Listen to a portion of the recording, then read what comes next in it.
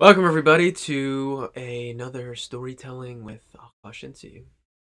First off, before we even get into this is kind of my foray into storytelling for one. But I mean, I think everyone tells stories every single day on a moment-to-moment basis. But more importantly, really Twitch, right? I'm playing around with that application, with that social media platform, whatever. And I'll get into the specifics as to why. I kind of mentioned this a little bit in the past, but there's a real concrete reason as to why, because important to some degree. Before I even get into that, let me run a quick sponsorship announcement. This Twitch stream, this whole storytelling with Akash Inti, is sponsored by Inti Syndicates. Inti Syndicates is a company that I'm a part of and that I founded. And it is a social media management agency, for lack of a better word, where I work with creators, digital creators, everyone from artists to entertainers to musicians to you name it, really. And I work with them to commercialize their stuff on social media, right? So I do quite a bit of work on social media myself. Everything from creating content, original content, such as this, to repurposing content, to coming up with content strategy, to understanding the whole 9 yards around it, what platforms make sense for certain creators and how do you go into them, and blah blah blah blah blah. So that's what I do, and that's what I do with my company, NT Syndicates. And so this is the exploration into Twitch, right? Best way to learn something is by doing it. Learn by doing. So I have a whole experiment that I'll be working on this for probably about 6 months or so. Just see where it goes, see where I take it, and see what it's about. You know, I've heard so much about this platform of Twitch for quite a bit of time. I've got two brothers. For those of you who know me, you know them. For those of you who don't, well, now you do. And they both like gaming and stuff, right? So for me, I've heard a lot about it in that regard, but I've never actually used it myself. So for me, this is kind of like this is using it. This is my fourth time using Twitch, or third or fourth, yeah. And it's fun, you know. I really find it interesting. I find it engaging more than anything because what I've come to realize and come to discover about it is it's really like a television studio, right? It's like truly a way to kind of just really create in a way that's completely innovative. And so I have a lot of like I'm really intrigued by it more than anything. But anyways, that's kind of just a little bit of a backstory, me kind of talking a little bit about why I'm here, what I'm doing, blah blah blah blah blah. Right, so all right. So this week, what's been going on with me? Well, if I look into my week, it's been an interesting week. Sense of lots going on. And I mean, there's always everything going on in the moment, right? That's the only thing that we actually really have going on. We don't have anything else really going on. It's never, oh yeah, that was the past. Even the stuff that we talk about in the past, we're actually talking about it in the present, which I find very fascinating. But it's funny, just as I was saying that, for some reason, the thought of eating a chocolate chip cookie, like a Chips Ahoy chocolate chip cookie, just ran through my brain. And I'm only mentioning this because it it it ran through my brain enough that it interrupted my flow, like train of thought, right? So I was like, I couldn't think. What is that I couldn't think? It's just that the thought that was ongoing in that moment was just interrupted by chocolate chip cookie, Chips Ahoy. This is not a sponsor for. Anyways, this past week has been interesting, right? Where I am in New Jersey, it's been, at least for today, it's just been raining, right? And it's been pretty chilly, and I've had some days, periods of time where I've been like up for long stretches of time, and then other periods of time, specifically in the course of this week, where I've been sleeping for long periods of time, you know. And I don't know, it's easy to judge that, right? It's like, oh, why am I staying up so much, or why am I investing so much time into this particular activity, or what have you, right? There's a whole host of things that I can talk about. Um, and then on the flip side of that, right, of like, why am I sleeping so much, right? Well, just that whole questioning, that whole kind of thought pattern, that's logic pattern, if you will, if it even makes sense, if it's even logical, right? More than anything, what I realize is that human beings aren't really all too logical. Um, we use logic to um, how do you say, like, justify our actions, but I don't think, for the most part, I don't think human beings are really logical. And that's okay, right? I mean, we're human beings, right? We're not machines. We're not robots. We're not every single thing that you do is a piece of logic. And I think that makes, I mean, candidly, I really think that makes life more interesting and intriguing, right? Like, you don't know when a wave of emotion is going to hit you, and what's going to really be the cause of that, right? What's going to cause a wave of emotion? We don't really know where that comes from. Um, I mean, obviously, there's certain things that we kind of know, right? Music is one of them. Art, another big one. So many different things that have impacts, profound impacts on our emotions. And yet at the same time, I don't think we've characterized them all out. And we know that if I do this exactly at this time, under these specific circumstances, that I'm going to have this particular result. I mean, I think artists kind of have kind of a better understanding of this, more so than scientists. But aren't scientists just artists of the science? And aren't artists just scientists of the arts? I don't know. Just a little play on words there. But what I was getting at, the point of, at least that I was getting at, was that throughout our week, throughout our lives, throughout our day, right? I mean, like I mentioned earlier, all we have really is right now. All we have is today. All we have is this moment of even me just speaking to you and you just listening to me, right? That's all that exists right now. And sure, yeah, maybe you're washing the dishes, you're playing a video game, or you're doing whatever you're doing. Whatever you're doing what you're doing, right? You're living your own life. And yet at the same time, there's something in that moment of right now. And the other thing that I've noticed is that right now isn't really a time actually so much as it is a place. You might be like, what do you mean by that? Right now is a place. I was having a conversation with my brothers. I was just looking at some of the incense smoke. It caught my attention. Um, we were having dinner together, right? Dinner, Chinese food, just earlier than this, so the whole family. And a little brother, he said something along the lines of, um, uh, like he was making a reference to how right now was a place, and I'm like, right now is a place. That's wait, doesn't it make sense? Because the only place that we exist in time is right now. You know, it's in the place of time that right now is the only thing. I don't know, that just to capture my attention, made me think a little bit, made me realize how much it's true, right? Which that's all that we've really got. But anyways, in the context of right now, I've been thinking about how much more and how important it really is to relax, right? I've noticed that, especially in this past week, there's, like I mentioned earlier, there's periods of time where I was awake for very long periods. And then there was other periods where I was asleep for very long periods of time, lots of rest. And it's easy to judge, right? It's easy to judge ourselves and be like, "Oh man, I shouldn't be sleeping this much," or "Oh man, I should be sleeping more," or "I shouldn't be awake this long," or "What am I doing?" And in the past, I've noticed that I would do that often, right? I would be like, "Oh man, I'm supposed to be awake right now. I need to get all these things done, blah blah blah," and then I would just drive myself wild and mad and insane of just like, "I'm supposed to be doing all these things. Why am I not doing these things?"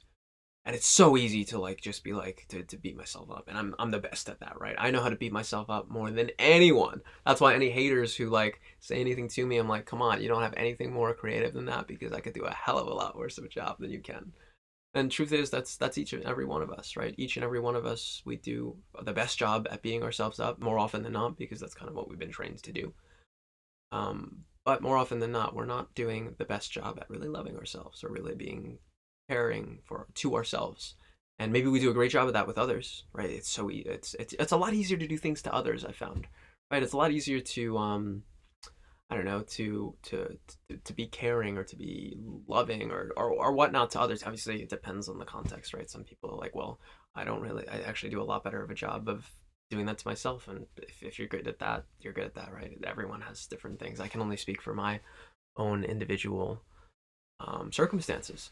And yet at the same time, um, I noticed that I could beat myself up, like I said, worse than anyone. Anyways, what I was saying was that I can easily put judgments on that, and in the past I have, right? I've put judgments to the point where I would even just like stop doing things, right? I would just be finding myself in like negative thought patterns, and it would just completely just stop me from doing anything. But then there was other times where and really these other times have only been more so in recent time, more and more, where I just recognized that of like, what am I judging? maybe my body needed that, you know, maybe in the greater context of my whole life, these few of the extra hours that I'm sleeping right now have profound dividends and profound impacts on the future that I could never understand or know had I not taken that extra time to sleep. um, More and more, I continue to believe in this concept and idea that I don't know everything, right? And I'm okay with that. I accept that. In fact, it's almost like it's almost humbling, right? To just know that I don't know everything, and that's okay. And now, right now, I'm using my hands a little bit extra because I was thinking about, oh, I'm not using my hands all too much right now. So then I just started using my hands a little bit more, and it's funny, man. It's funny how self-conscious and self-aware we are, you know. Again, only speaking for myself, like I'll just notice it in very minute times. Over time, obviously, we get better with it. Sometimes we're super self-conscious, other times we're not even self-conscious at all, and it's in those times that we're not self-conscious at all that oftentimes we give the greatest gold, or we shine the brightest that we ever do. Some of the best artists, some of the best creators, etc. I think that's what the essence of an artist is, right? It's so enveloped, so in the spirit of the moment that everything else tunes out, and that even just being aware of the self is completely gone. It's only the essence of the message that's being sent, the essence of the music, the essence of the art, if it's drawing, if it's sculpture, if it's building even, right? Whatever it may be, it just comes out, right? And so it's just interesting to me how, what is it that an artist, what is it that a creator does to really get in touch and in tune with that spirit, and how does one do that actually? Like, what's the process behind that? And each artist, each creator has their own process of doing it, right? It's like, um, some people use music, some people use surroundings, some people use scents. Right? There's so many different things, and each and every creator, each and every artist has their own way of tapping um, into that mode, right? Into that spirit, right? And it doesn't happen all the time, right? I mean, if you're on movie sets or anything like that, if you've ever seen a movie set, um, they do multiple takes, right? Like 20, 30, 40, sometimes even 100 takes just for one scene. And it's like, why are you guys doing that much work just for one scene? Well, it's like, you never know what you're going to get. Right? And that's what the essence of being a creator, that's what the essence of being an artist is. And that's why I consider myself an artist, right? It's like every single day, my life is art. Every single day. And there's some days where it's an absolute masterpiece, and I'm like, man, if I could encapsulate this particular moment in time, look at that little whatever rectangle box that I'm trying to make here. If I could encapsulate that into almost like a frame, into a movie, into a living experience, and and presents that almost as art, it would be like, this is my masterpiece. But then there's other days where it looks like complete garbage.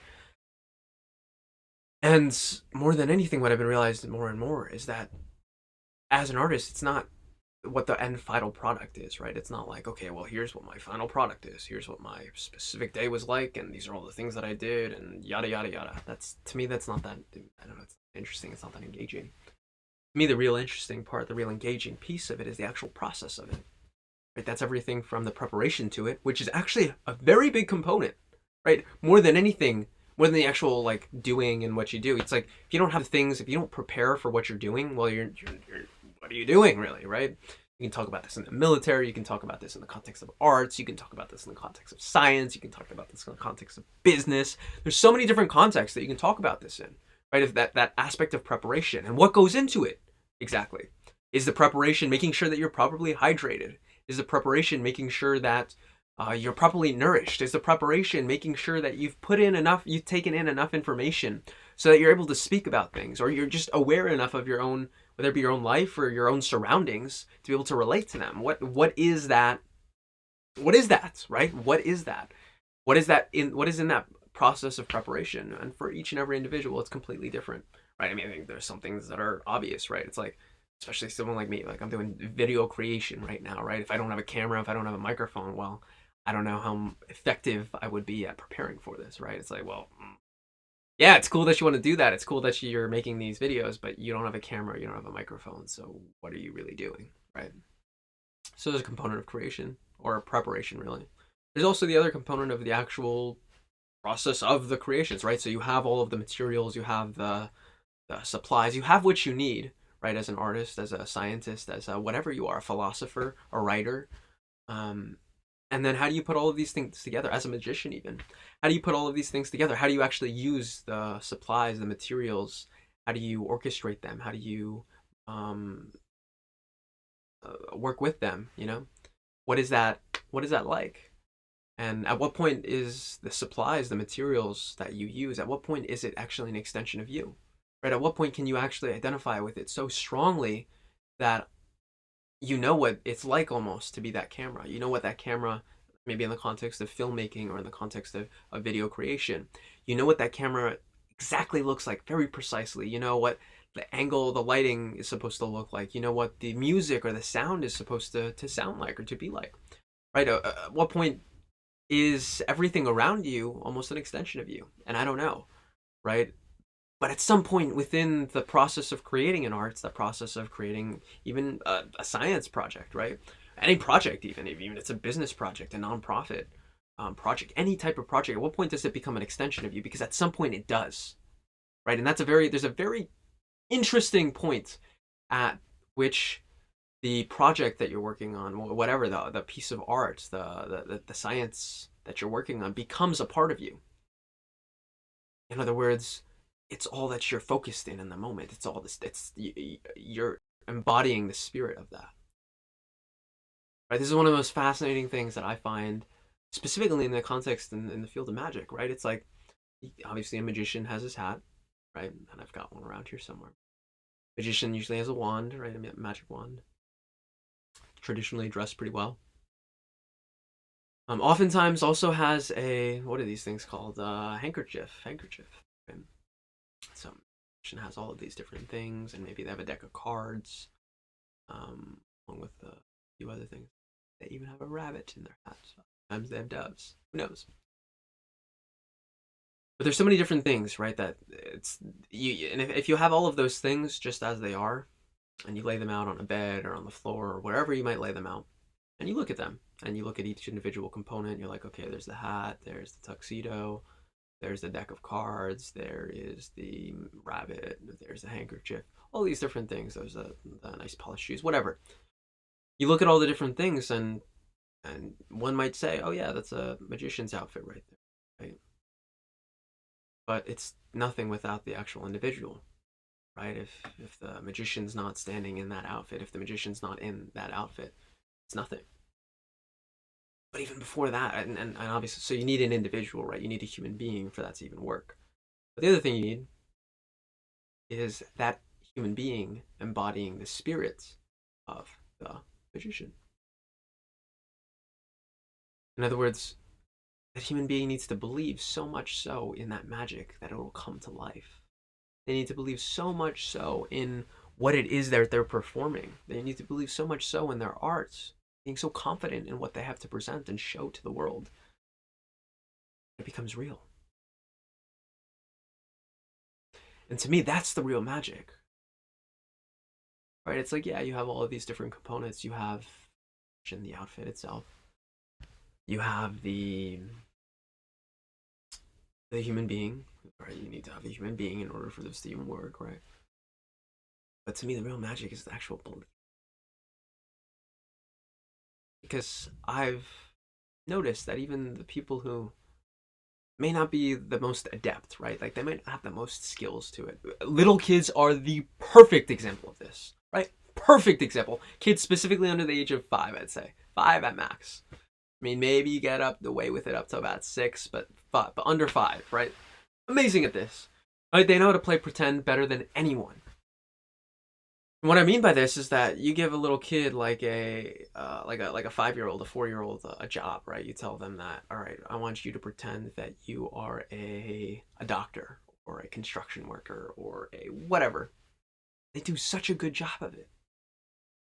You tell a 5-year-old, 4 or 5-year-old, you're going to pretend to be a magician, and you're going to make a magic trick happen, right? And so you give, maybe you put a little hat on him, maybe you give him a magic wand, and you tell him to make something disappear.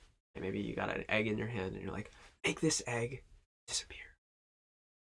And the 4-year-old, the 5-year-old doesn't think about, oh my gosh, how am I going to do this? I don't know how I'm going to make this egg disappear. I've never made an egg disappear before, blah, blah, blah. All these stories that we come up with, right? 4 or 5-year-old, in my experience, what I've seen, but they just make it happen. They pretend that the egg isn't even there anymore. That's the magic, right? That is the magic, the belief, that such strong conviction of belief. That is the magic.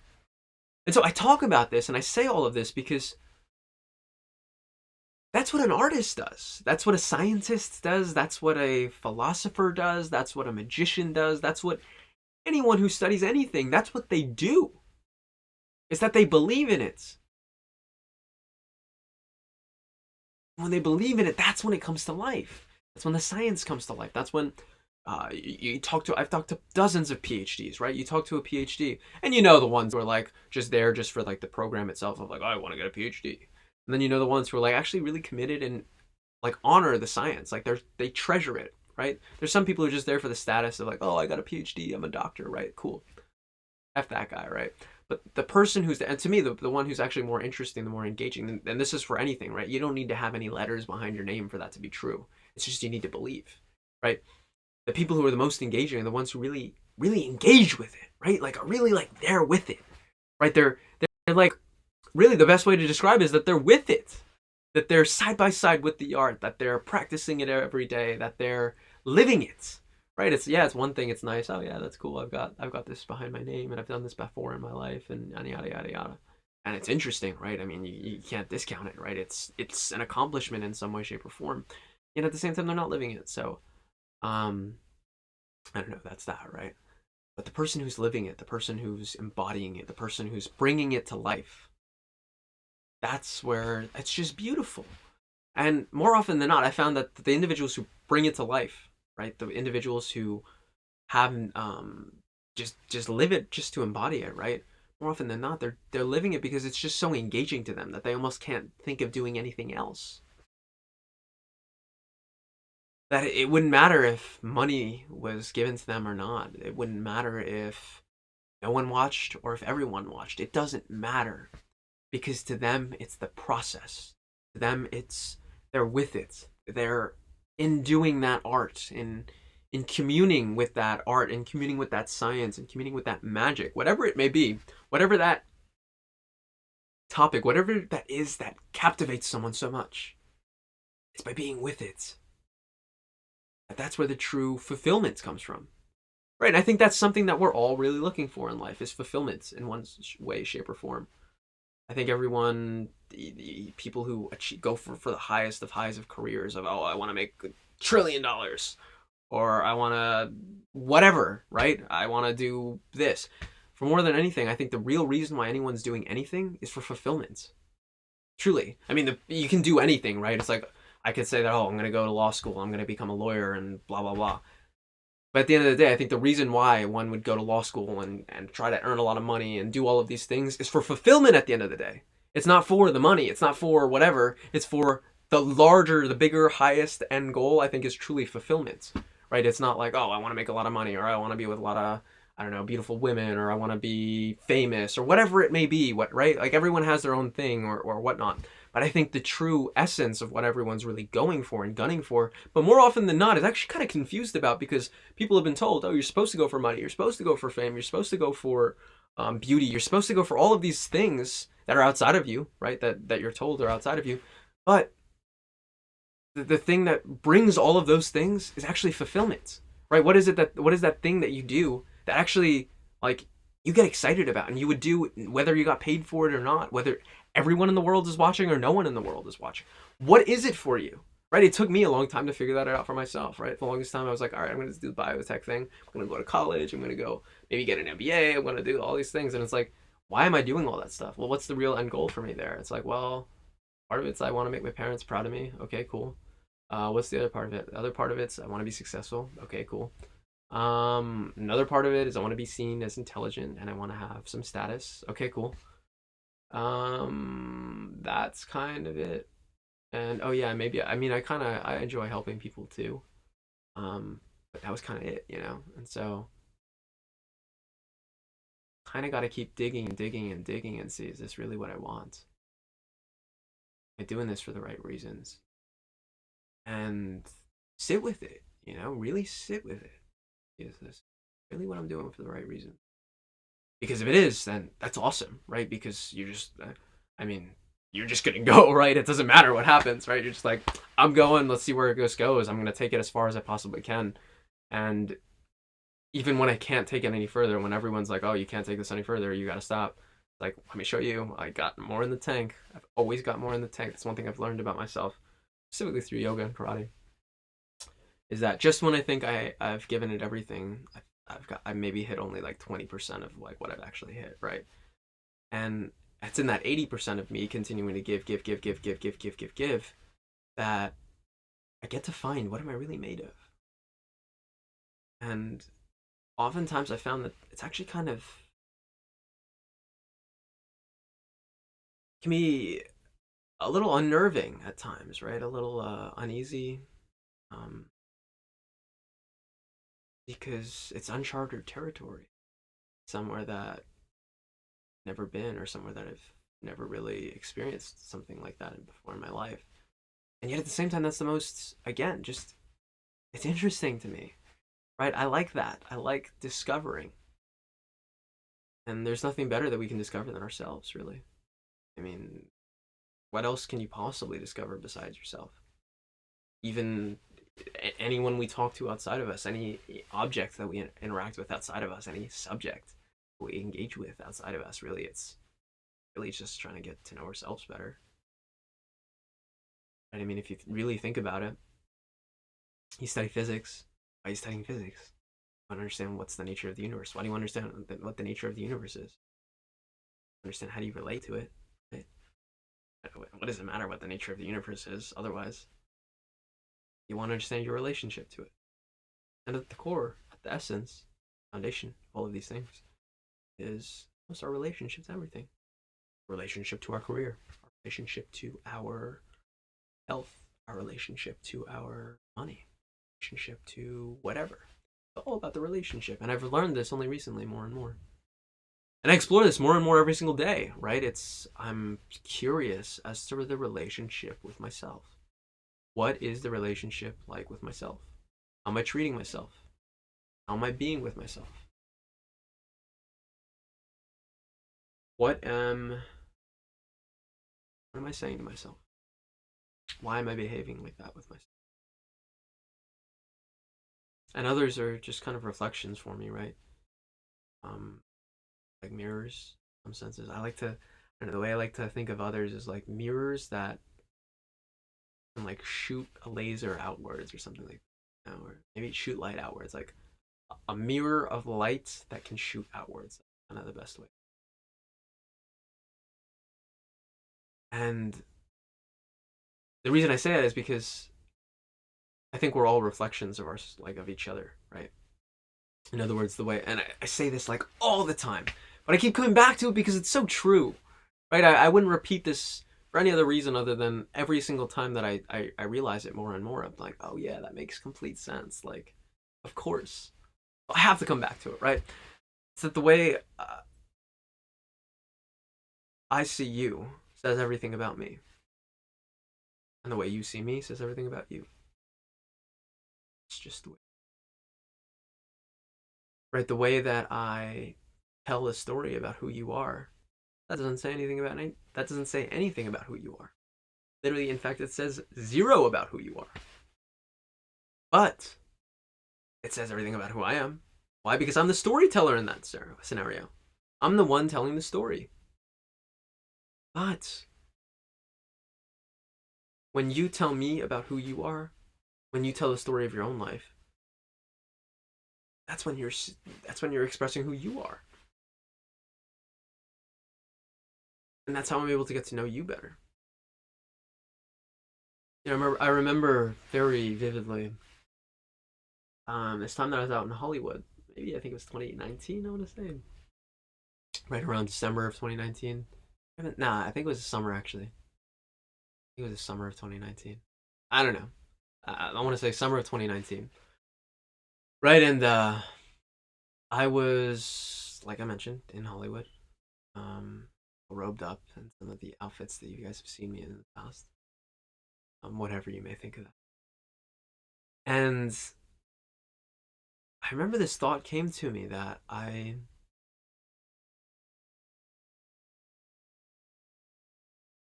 wanted to learn more. I wanted to understand others better, right? The other better. I wanted to understand whomever I was communicating with better, right? Because I don't know, I can never truly understand anyone. If I'm candid, right? I'm never gonna understand whoever's watching right now, and even if no one's watching me, right? Um, I'm never gonna understand you. Never gonna understand all of your life circumstances. Never gonna know what it's like to be in your skin. The experiences that you faced. It was like growing up. All of these things we're gonna know. No matter how hard I try, I'm never gonna understand that. Never gonna get that.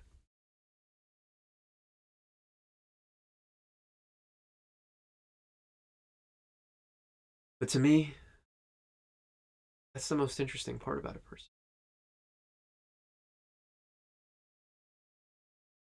To me, that's where I get to know someone. I really get to know someone.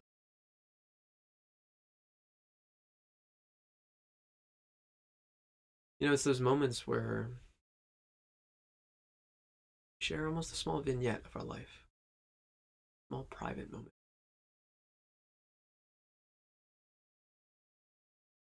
In those moments that I found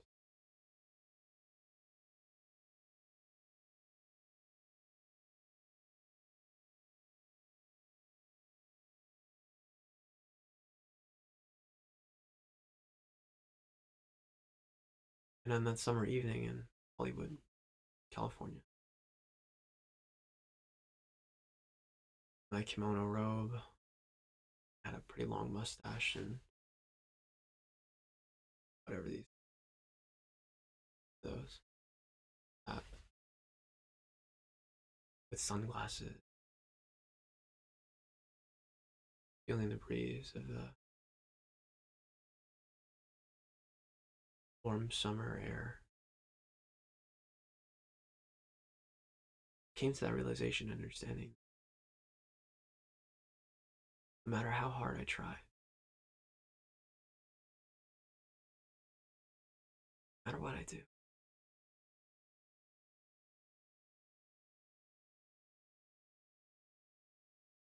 I never really.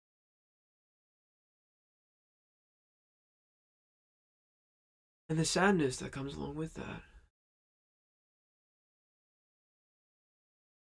because I think each and every one of us is alone, in some capacity, always with us. And yet at the same time, I know that each and every one of us isn't alone.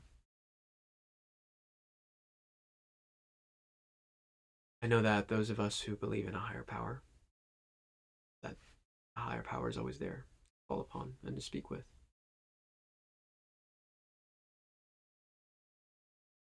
But there's certain moments in our life where it feels like we're completely alone.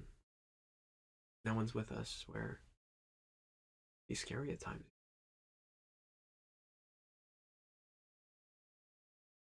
And that's where the whole idea of self-relation is so important. It's like, what am I saying to myself?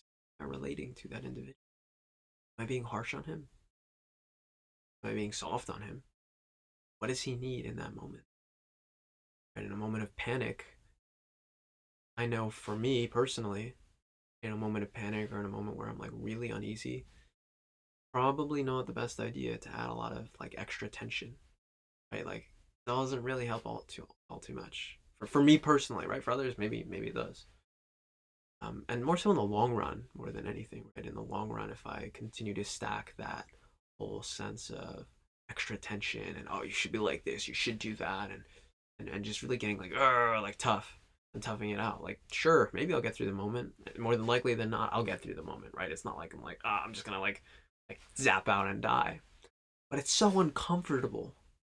And then it takes me a long period of time after thereafter like de-stress and get more comfortable again from that, right? Just because of the extra tension that I built up from that whole experience. Versus approaching it in a completely different way and just being like, you know what? It's all good. It's all good. I know this is super uneasy in some way, shape, or form. I know this is something you've never done before, and it's really easy to get stressed about it, right? Because it's just easy to be stressed. Right? If you don't know what to do anything, just get stressed. And how do you do that? You just tense up your body. Super easy to do that. You know what's a lot harder to do? To breathe. To feel the breath going in through your nose, oxygenating your lungs, oxygenating the parts of your body that are feeling stressed. Could be your shoulders, could be your jaw, could be your legs, could be your hips. Whatever. You know where it is.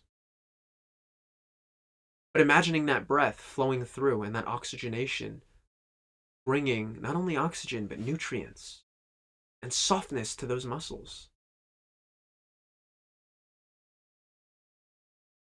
And that's tough to do. And I say that because I know that. Right in the moment of like, oh, I'm feeling super stressed right now, blah, I feel a lot of tension. The last thing I'm going to be thinking about is, oh, let me take a good deep breath in and just relax a little bit. Come back into my body a little bit more, get out of my head so much, because that's the first place that I go. Is, oh, I'm stressed. Let me figure this out with my mind. My mind's going to figure everything out. And yeah, I'm smart, but my mind's not going to figure everything out. No, more often than not, what I actually need is just to breathe and to let my body do the work. Because my body intuitively knows what I need.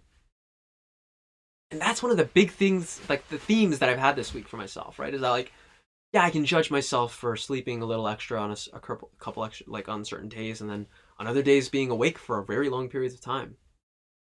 And I can really judge myself on that very strongly. But what I do know is that my body knows what I need. My body is much more intelligent than my mind is. I believe that, like, fundamentally.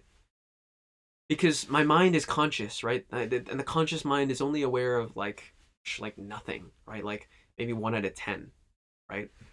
Versus the subconscious mind, the unconscious mind, whatever you want to call it. And I do a lot of study of hypnosis and mentalism and all these fun stuff, right? And that's what I study, right? Because to me, that's interesting, right? How does the subconscious mind work? How does the things that of which we're unaware of, how does that dictate our lives? Because that's what happens, right? Is the things that we're unconscious of tend to dictate our lives. That's the nature of it, right? The thing that you don't know is actually troubling you and concerning you. That's the thing that's actually troubling you and concerning you.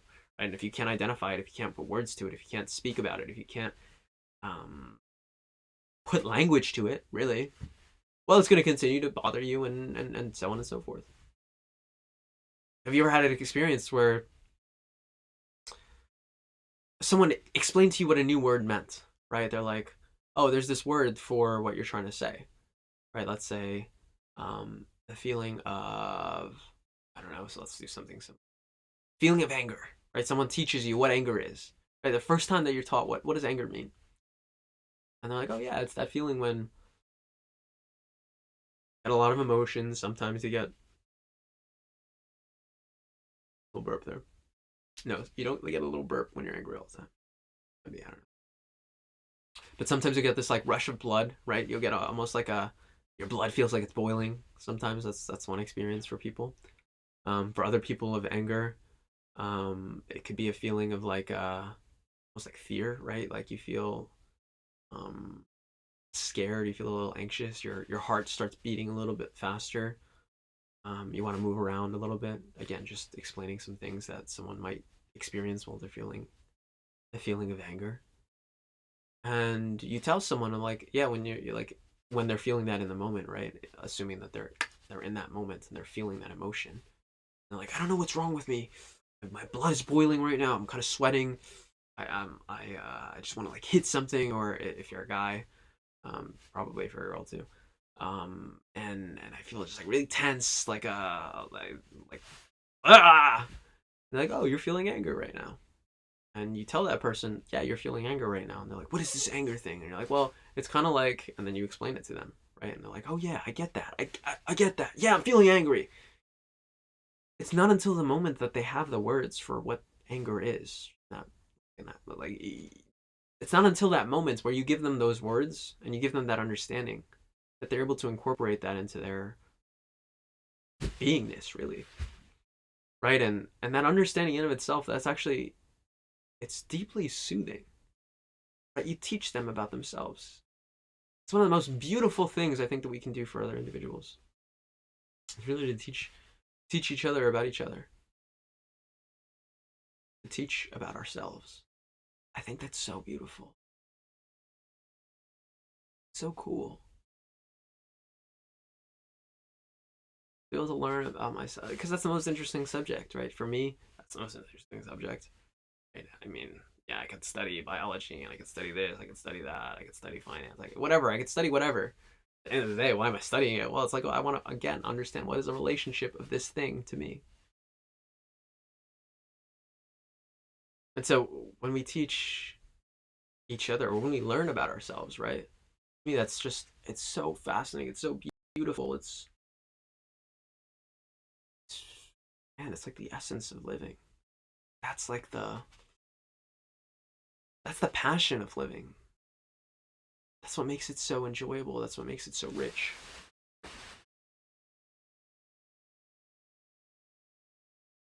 Oh, I find myself just enjoying that, finding the importance of that.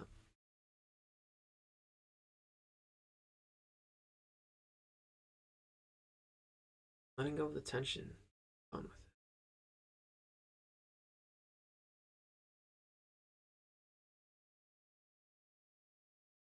In the past, the way I would get through things would be to toughen up all the time, whether it be in school, like university, high school, whether it be in athletics, sports. That would be my thing. Just tough it out, toughen up, toughen up, toughen up. And what I needed was actually the opposite. What I needed was to relax more. Man, most times I didn't know that. And I didn't know that I needed to relax.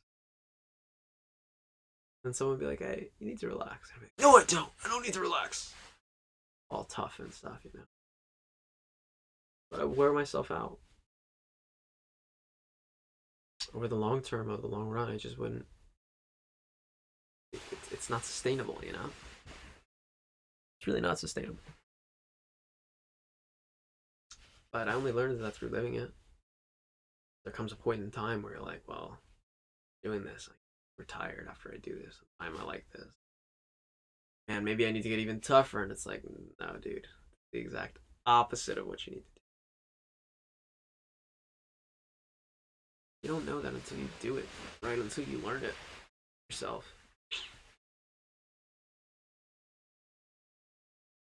The other big thing I learned about myself this week was how important exercise is, right? So important. It's like, duh, right? It's like, duh, exercise is super important. How do you not know that? But what I mean is, like,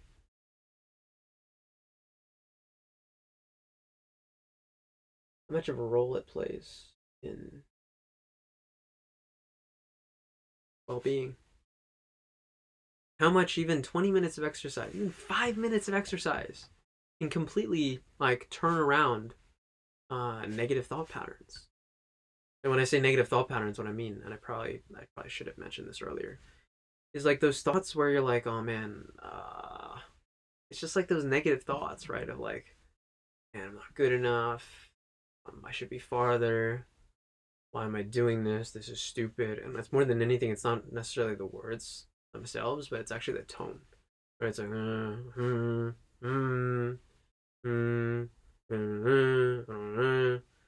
versus higher thought patterns. And when I say higher, I just mean more like positive, right? Things of gratitude, of like, so grateful for this moment. It's a different, like, oh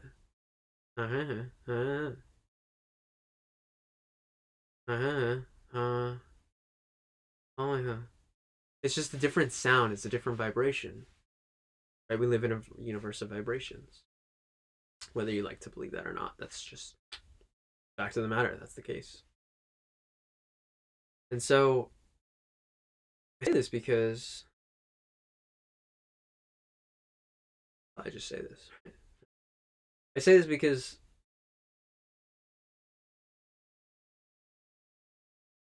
I don't know. I don't know. Right now I'm feeling like the incense smoke kind of hitting my eyes. And it's like I don't know if you've ever walked into a smoky room, right? You're in like a complete that you were, I don't know, outside in fresh air, right? And then you walk into a room, and the room that you walk into, I'm sure you might have had an experience like it's like a casino, or maybe it's like an underground casino, or maybe it's like a smoker's lounge, something like that, an indoor smoking area, right? And after all the fresh air, you go inside and you're like, you feel that smoke, and some people enjoy it, some people don't. But if you're sensitive, like I am right now, um, the smoke might irritate your eyes. It might irritate even your nose. It might even irritate the top of your, like the roof of your mouth, right? Because you're in some way, shape, or form inhaling it. And that's what the smoke is doing right now to me, right? It's like just it's irritating my eyes enough that like I almost just want to close my eyes and go to sleep. Like I feel like I'm just getting ready for bed, you know. But I love the sense, that's like the scent of it, right? Like I love the scent of the incense, and to me, it's like a ritual. Well, every time I have the incense going, I've just had like it's a cleansing aura, you know, it's a cleansing scent, really aroma to me.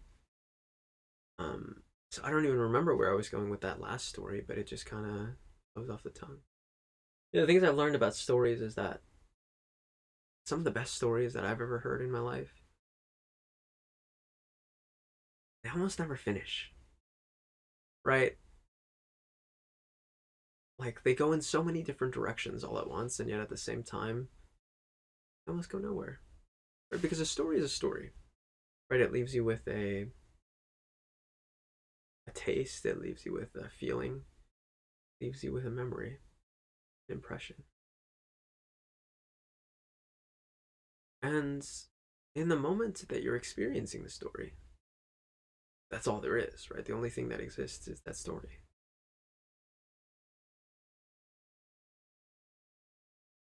But when the story's gone, the story ends. What you're left with is the impression, the imprint, the memory, for whatever it's worth to you.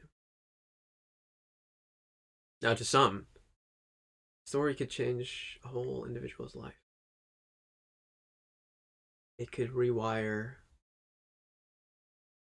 their fundamental understandings of the world, change who they are, truly.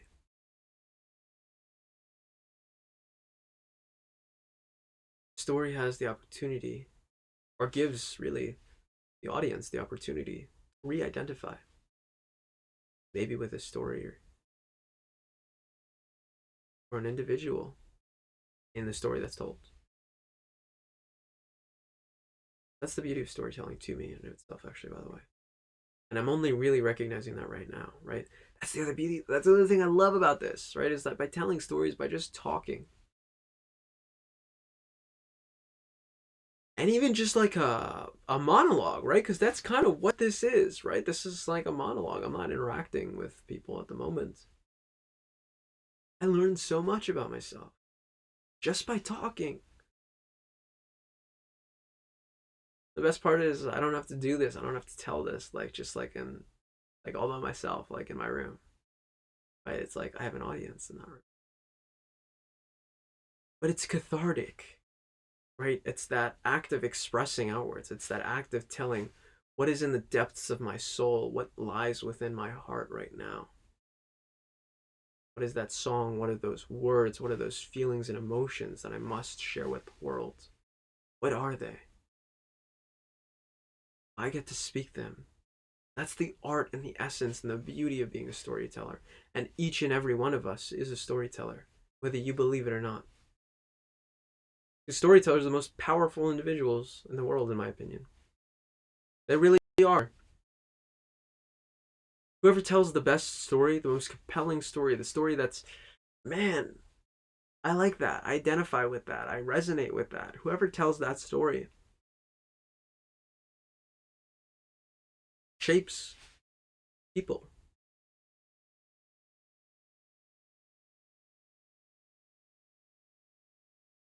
Gives people a whole new way of being. That's cool to me. You know, that's cool. It's fun. It's fun. You know, it's fun.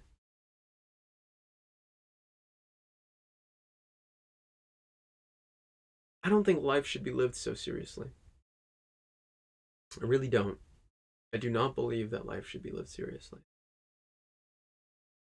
Because there's nothing that could possibly happen in my life that I could take so serious. Because I say that because I have in the past, right? I've taken things so seriously in my life.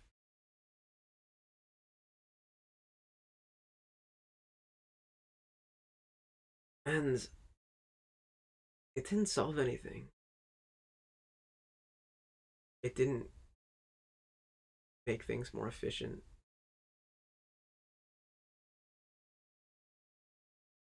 I didn't enjoy things more. I didn't get paid more as a result of it. I didn't sleep with more people. None of that, you know? Not that any of those things mattered, really. But I know those are conventional metrics around, like, us, right? I didn't achieve higher status because. And some people might be like, oh, well, maybe you weren't serious enough. And I'm like, well, maybe. But I also enjoy living. I also enjoy having fun. I enjoy playing. I enjoy relaxing. Right? I even think work should be relaxing. That's some of the clients that I work with at NC Syndicates. It's chilling, you know. It's like it's playing, really just playing.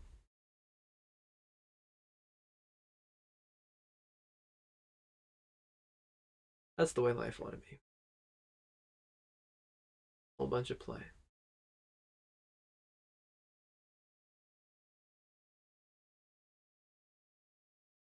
That's where I leave you guys tonight. Just remember to play. Just remember. Keep up, thrive, and stay sexy.